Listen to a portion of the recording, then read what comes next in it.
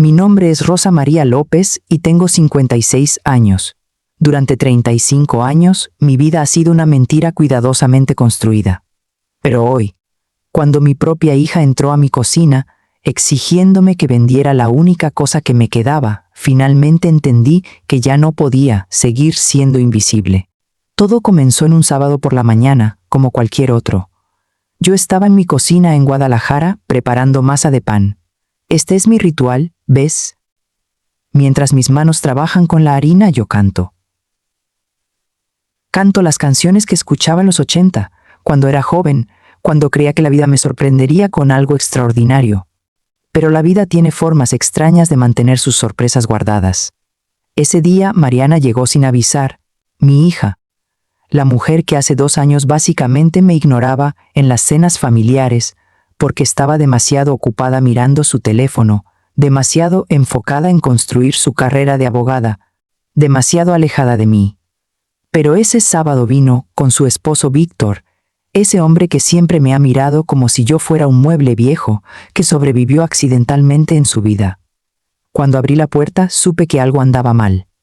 No era preocupación lo que vi en los ojos de Mariana. Era determinación. Era el tipo de determinación que tienen las personas cuando vienen a pedir algo que saben que duele. Nos sentamos en la sala. Yo ofrecí agua, ofrecí café como siempre hago, porque así es como fui educada. Una buena madre ofrece. Una buena madre atiende. Una buena madre nunca dice no. Pero Víctor rechazó todo con un simple gesto de la mano, como si yo fuera demasiado lenta, demasiado antigua, demasiado irrelevante para su tiempo. Y entonces, sin preámbulos, sin la cortesía de preparar el terreno, Víctor dijo: Rosa, diré, necesitamos que vendas la casa. El silencio que siguió fue el tipo de silencio que solo existe cuando alguien acaba de decir algo tan absurdo que tu mente tarda varios segundos en procesarlo. ¿Y vender la casa? La casa donde criamos a Mariana.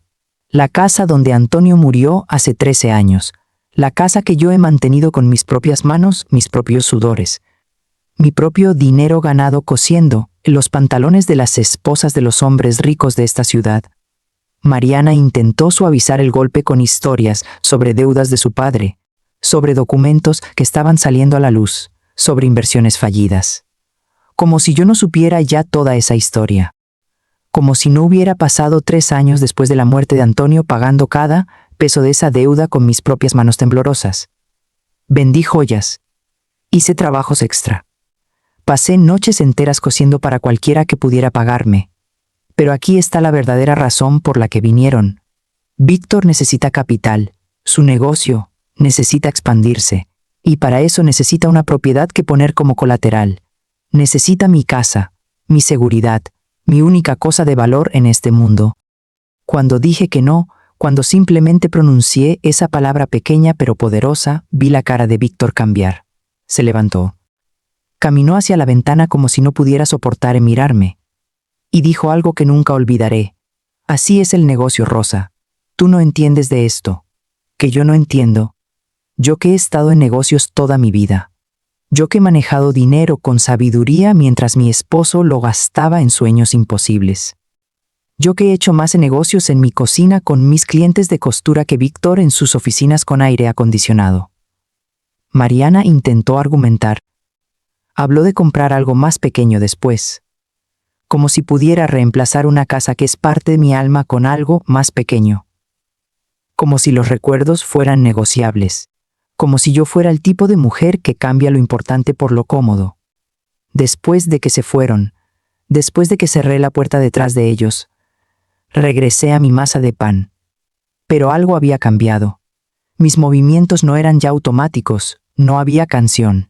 Había solamente movimientos mecánicos mientras mi mente giraba, giraba, giraba.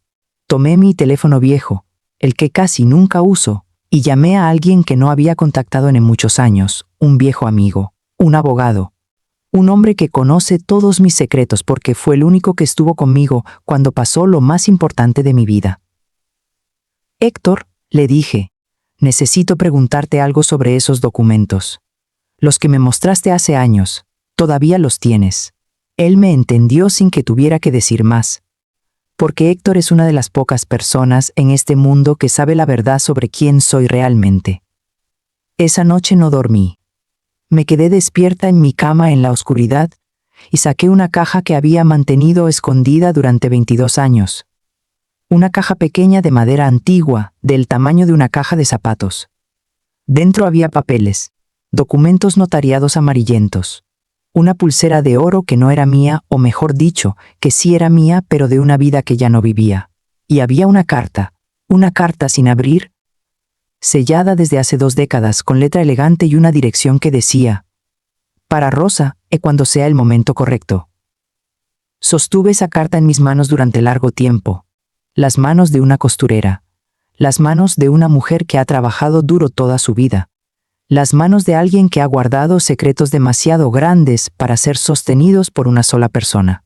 Luego fui al closet, abrí una caja en el estante más alto, una que Mariana nunca vio, que nadie vio, y ahí estaban un pasaporte, una visa, documentos bancarios con nombres que parecen de otra persona, pero con mi fotografía, mi foto de 20 años atrás, mi cara, pero con una vida completamente diferente detrás de los ojos. Me miré en el espejo de mi habitación. Durante un segundo, el reflejo no fue el de Rosa María López, la costurera de Guadalajara. Fue el de una mujer que ha estado esperando más de 2 décadas para reclamar su verdadera identidad. Y susurré a ese reflejo, susurré el nombre que no había pronunciado en voz alta desde antes de que Mariana naciera: mañana, tía Estela. Te lo prometo, mañana es el día en que vuelvo a ser quien siempre fui. Porque verán, hay algunos secretos que son tan grandes que pueden cambiar el curso de una vida entera. Y yo he estado guardando el más grande de todos. Esa noche, cuando finalmente me quedé dormida, no soñé. Solamente esperé a que amaneciera el día en que Rosa María López desaparecería y alguien completamente diferente ocuparía su lugar.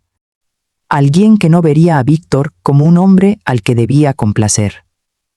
Alguien que no ve a Mariana como una hija que merecía todos mis sacrificios sin hacer preguntas. Alguien que finalmente reconocería su propio valor. Esa noche el silencio de mi casa no fue vacío. Fue el silencio antes de la tormenta. El lunes por la mañana, me senté en la oficina de Héctor Salinas.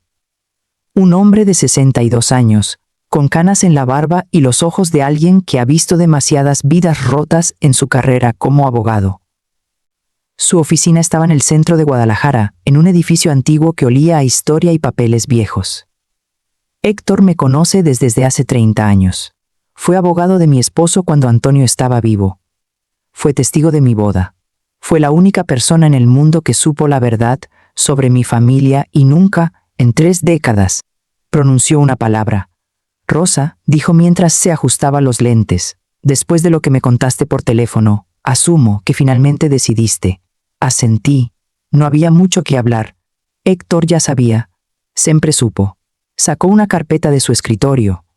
Dentro había documentos que cambiaron mi vida hace 22 años, cuando mi hermana Estela murió. No la hermana de la que nadie habla. La hermana que se fue a Italia a los 21 años buscando aventura y encontró fortuna en su lugar. Antes de proceder, dijo Héctor, mirándome directamente a los ojos, necesito que entiendas algo. Una vez que abras esta puerta, Rosa, no habrá vuelta atrás. Tu vida tal como la conoces terminará. Mariana descubrirá la verdad. Tu familia enterará que has vivido una mentira. Lo sé, respondí. ¿Y aún así quieres hacerlo? Pensé en Mariana. En la forma en que me pidió que vendiera mi casa, como si fuera a pedir prestado un paraguas. En la forma en que nunca preguntó cómo estoy, qué sueño, quiero. En la forma en que ha dado por sentado durante 32 años. Sí. Dije. Estoy lista. Héctor abrió la carpeta y me mostró documentos que yo había olvidado deliberadamente. Testamentos, títulos de propiedad, estados de cuenta bancarios. Todos con el nombre de mi hermana Estela Moreno, que fue quien realmente fui antes de casarme con Antonio y desaparecer dentro de su sombra. Mi hermana Estela se casó con un conde italiano en 1982. Sí, un conde de verdad. Vivió en una villa en la Toscana durante 40 años. Viajó por Europa, cenó con gente importante. Tuvo amigos que aparecían en revistas internacionales. Y cuando murió hace 22 años, sin hijos, sin herederos, toda su fortuna fue dividida entre su familia en México. Mi parte, una villa de 6 millones de euros en la Toscana. Una cuenta bancaria en Suiza con fondos que habían estado creciendo durante 2 décadas. Inversiones en viñedos italianos. Participaciones en galerías de arte en Milán y Roma.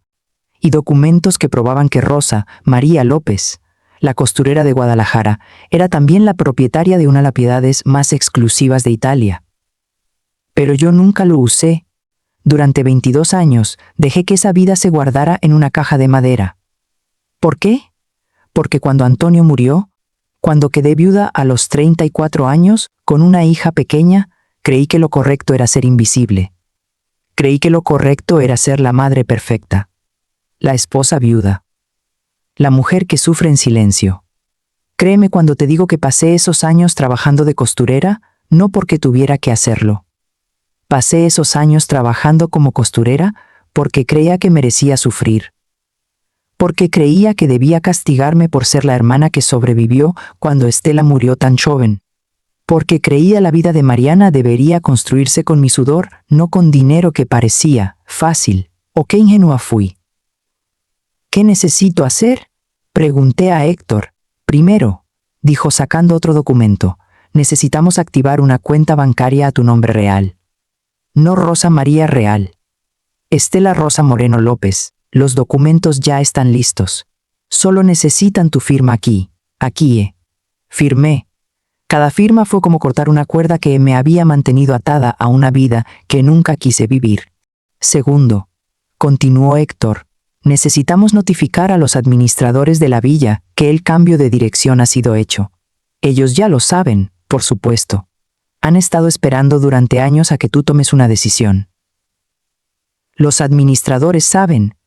Rosa, hay un equipo de personas en Italia que han estado cuidando esa villa, administrando esas inversiones, esperando tus órdenes durante 2 décadas. Giuseppe Rixi, el administrador principal, tiene instrucciones de ofrecerte todo lo que necesites. Eso fue cuando finalmente comprendí la magnitud de lo que había construido mi hermana. No era solo una casa. Era un imperio que había estado esperándome todo este tiempo. ¿Cuánto dinero tengo exactamente?, pregunté. Héctor me mostró los números.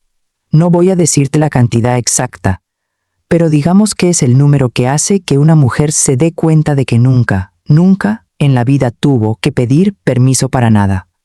Es el número que hace que una mujer se dé cuenta de que pasó 35 años siendo pobre cuando siempre fue rica. Hay una cosa más, dijo Héctor, sacando una carta de la carpeta.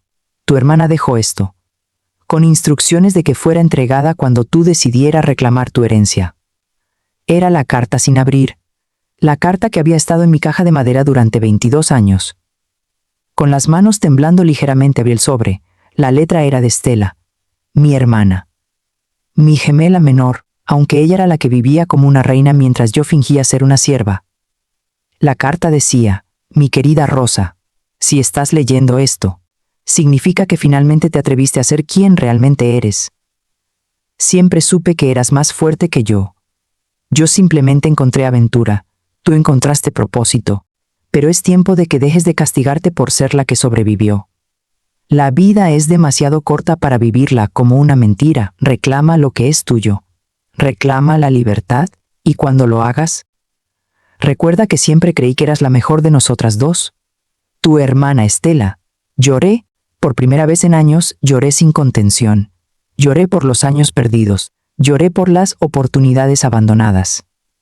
Lloré por toda la vida que había dejado sin vivir porque creía que no merecía ser feliz. Cuando salí de la oficina de Héctor esa tarde, era una mujer diferente. Caminé por las calles de Guadalajara viendo la ciudad de otra forma. Estos edificios, estas personas, esta vida que había vivido sin plenitud. Porque mientras yo cosía los pantalones de las esposas de hombres ricos, yo misma era más rica que cualquiera de ellos. Mientras yo ofrecía café a clientes que me ignoraban, yo poseía viñedos en Italia. Es extraño, ¿verdad? Es extraño descubrir que has vivido una vida de mentiras, no porque otros te mintieran, sino porque tú misma te mentiste tan profundamente que comenzaste a creer la ficción. Esa noche llamé a mi banco privado en Suiza. Sí, tengo un banco privado en Suiza. Una cosa más que Mariana nunca supo. El gerente, un hombre llamado Klaus, respondió a mi llamada como si estuviera esperando. Dijo con su acento suizo perfecto: «Qué placer escuchar de usted. ¿Cómo podemos servirle?» Y ahí, en ese momento, pronuncié las palabras que cambiarían todo. «Klaus, necesito que transfieran fondos para algunos proyectos especiales. Primero, quiero que se reserve una cantidad significativa para un viaje a Italia. Segundo, quiero que comiences a liquidar algunas inversiones menores. Y tercero, quiero que contactes al equipo de relaciones públicas en Roma. Tengo planes para la villa, y esos planes son bastante importantes». Klaus no hizo preguntas, solo anotó todo y confirmó que todo estaría listo dentro de 2 días. Cuando colgué el teléfono, me quedé en la oscuridad de mi habitación, pensando en Mariana. Mi hija, la mujer que había creado la mayor parte de mi vida porque creía que eso era lo que una buena madre hace. Sacrificio. Invisibilidad.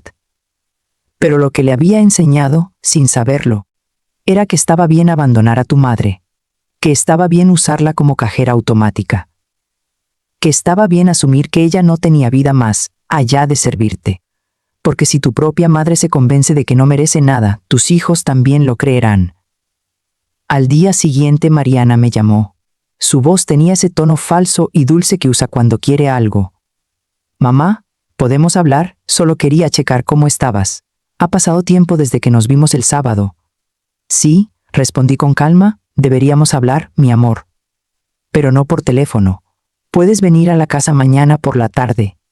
Tengo algo importante que mostrarte». Hubo una pausa al otro lado. «Va todo bien. Mamá, me estás asustando». «Todo está perfecto», dije. «Mejor que perfecto. Solo ven mañana. ¿Y Mariana? Trae a Víctor también. Ambos necesitan escuchar lo que tengo que decir». Cuando colgué, miré por la ventana de mi casa, la que nadie podría obligarme a vender. La que yo finalmente entendía que era mía, no como un refugio de la pobreza, sino como símbolo de que Rosa María López nunca fue pobre. Estela Rosa Moreno López simplemente había estado durmiendo todo este tiempo, y mañana, cuando Mariana viera lo que le esperaba, finalmente despertaría. Mariana llegó a las 3 de la tarde del miércoles con Víctor detrás de ella. Noté que traía esa expresión que uso cuando espero malas noticias. Probablemente pensaba que me estaba muriendo, que tenía cáncer, que finalmente había sucumbido a la presión de vender la casa. Los hice pasar a la sala. No ofrecí café esta vez. Eso fue intencional.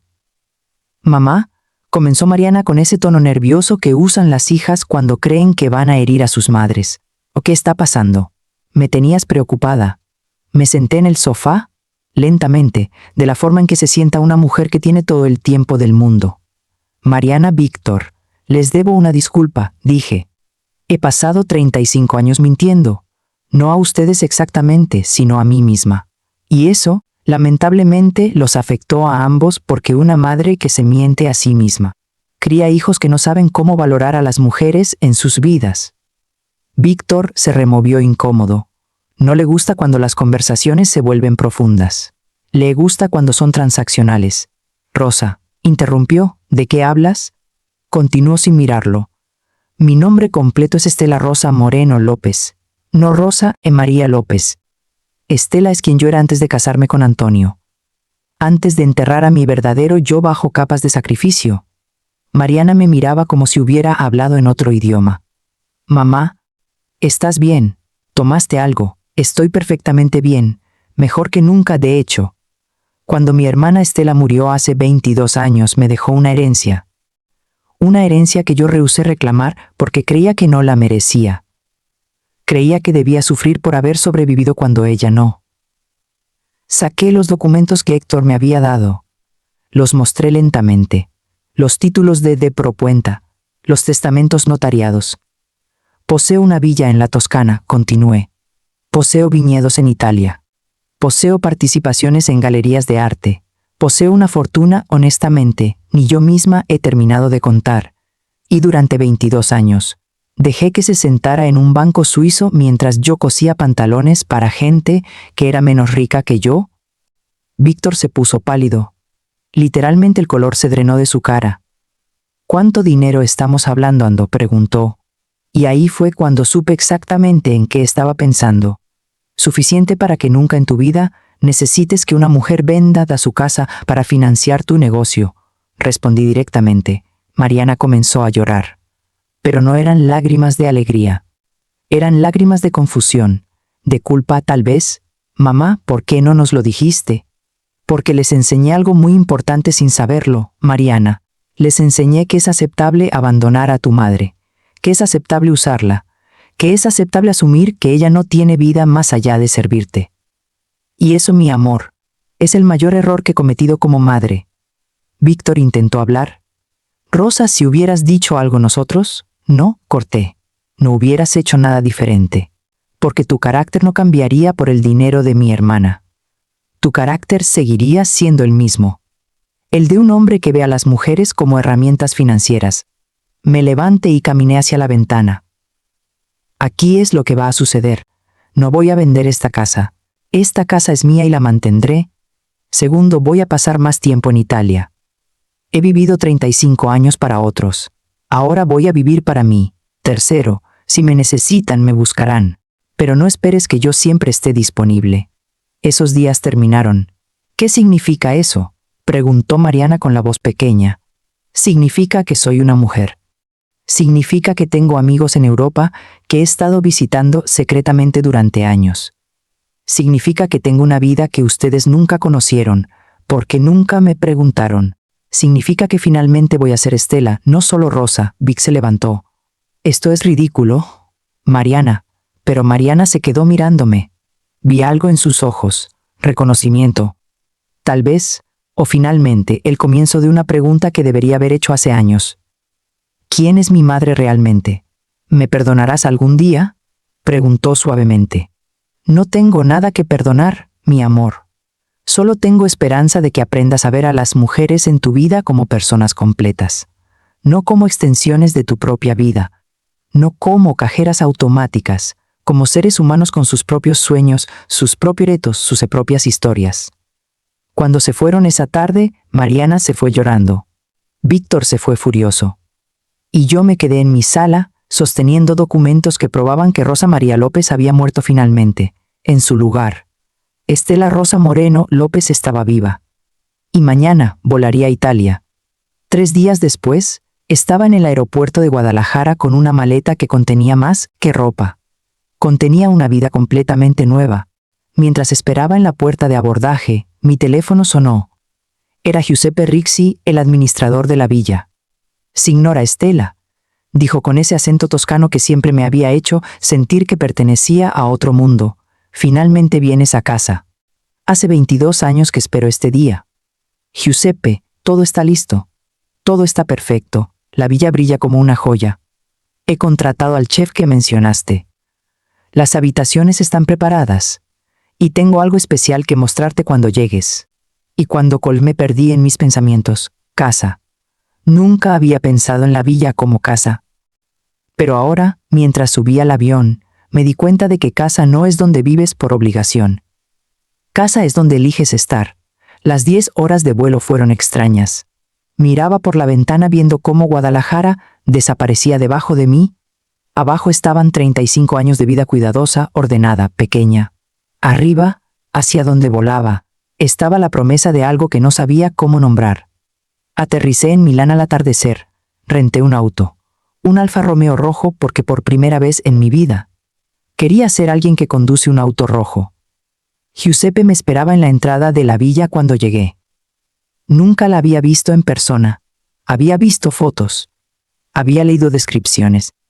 Pero nada te prepara para ver una villa de 6 millones de euros en la Toscana cuando has pasado 35 años cocinando en una cocina modesta en Guadalajara. Las puertas principales eran de madera antigua, con herrajes que parecían haber sido diseñados por alguien que entendía que la belleza es importante. El vestíbulo tenía techos altos, un piso de mármol que reflejaba las luces de los candelabros y arte. Obras de arte que probablemente pertenecían en museos. Bienvenida a casa, signora, dijo Giuseppe con una sonrisa que revelaba que había estado esperando este momento casi tanto como yo. Lo primero que hizo fue llevarme a la terraza principal. Desde allí, la Toscana se extendía infinitamente. Viñedos, olivos, pueblos medievales en la distancia. El sol se ponía pintando el cielo en tonos de oro y naranja. Y en ese momento, de pie en la terraza de mi propia villa, finalmente lloré de verdad. No eran lágrimas de tristeza, eran lágrimas de reconocimiento. De finalmente entender la vida que había rechazado durante 22 años, había estado aquí, esperándome todo el tiempo. «Tu hermana pasaba horas aquí», dijo Giuseppe suavemente.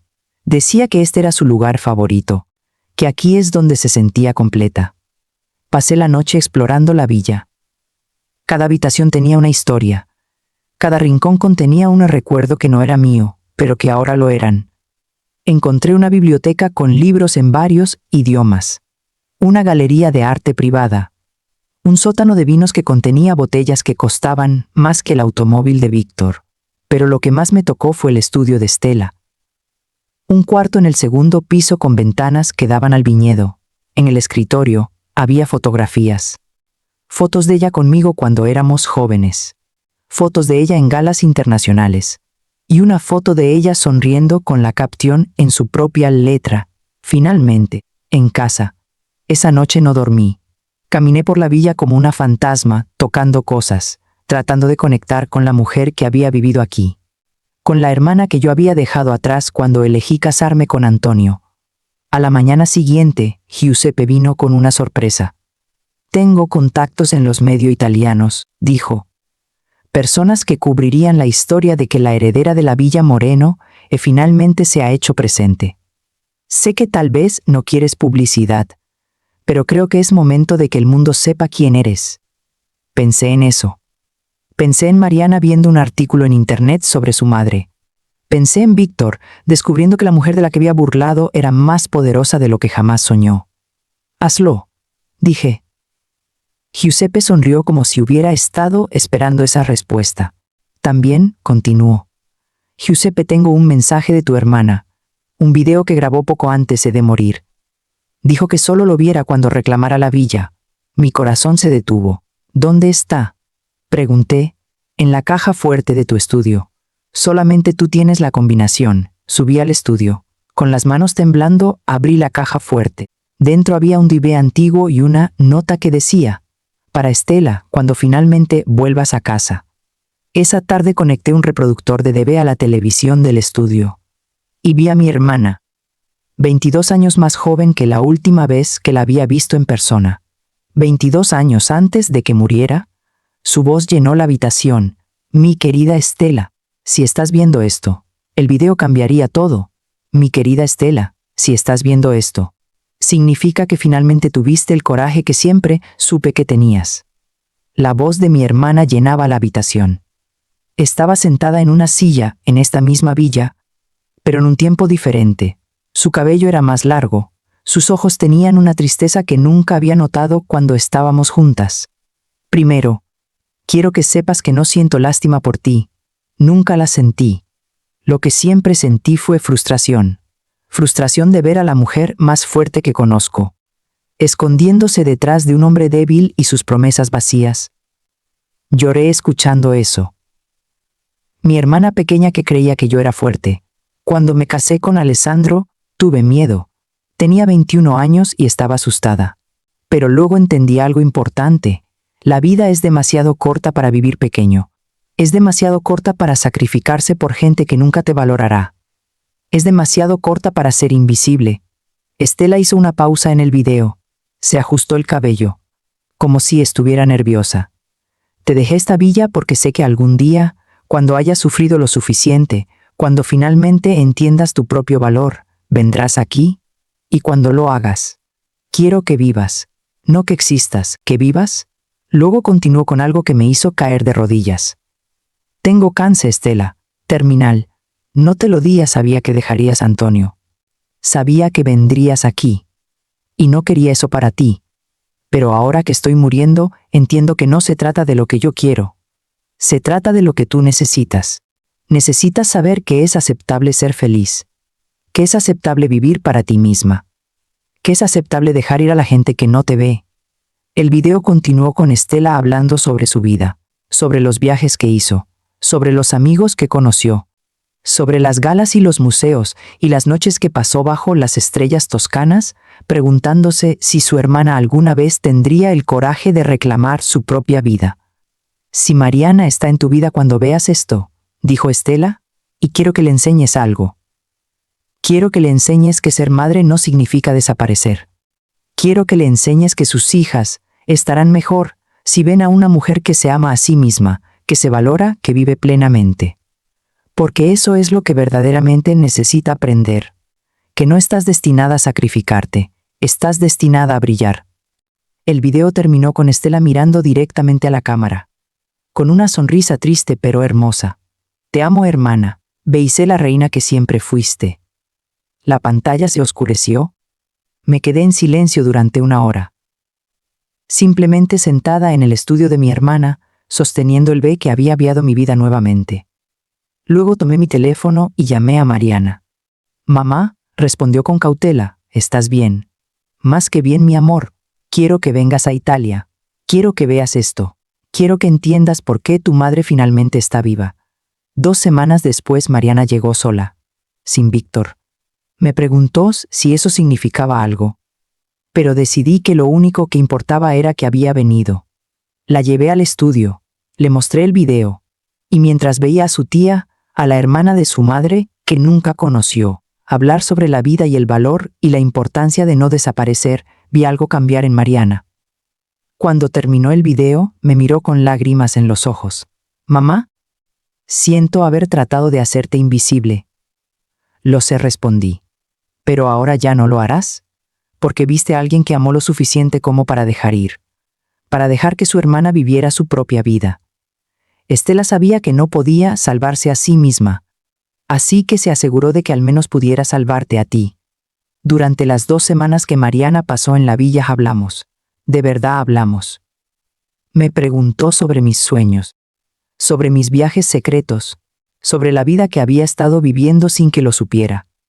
Cuando se fue nos abrazamos en la entrada de la villa, y para la primera vez en 35 años. No era una madre abrazando a su hija.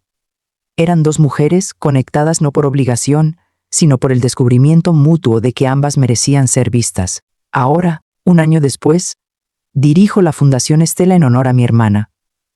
Una fundación que ayuda a mujeres a reclamar sus vidas, que les enseña que no es egoísta vivir para ti misma, que es necesario.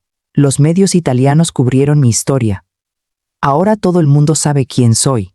Estela Rosa Moreno López, heredera, directora de fundación, mujer que vivió 35 años invisible, y que finalmente, gracias a la fe de su hermana, aprendió a brillar. Y cada noche, en la terraza de esta villa, veo la Toscana extendiéndose bajo las estrellas. Y susurro un agradecimiento a mi hermana que me enseñó que la vida es demasiado corta para ser pequeño, que la vida es para vivirla, no solo para existir.